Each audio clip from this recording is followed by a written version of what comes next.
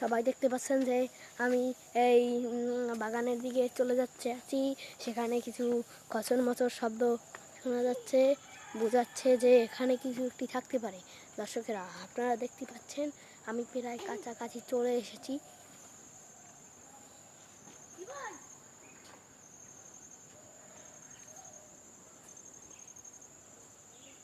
দর্শকেরা, এখানে কিন্তু দেখতে পাচ্ছেন আপনারা চারদিকে খুবই ভয়ানক একটি জায়গা।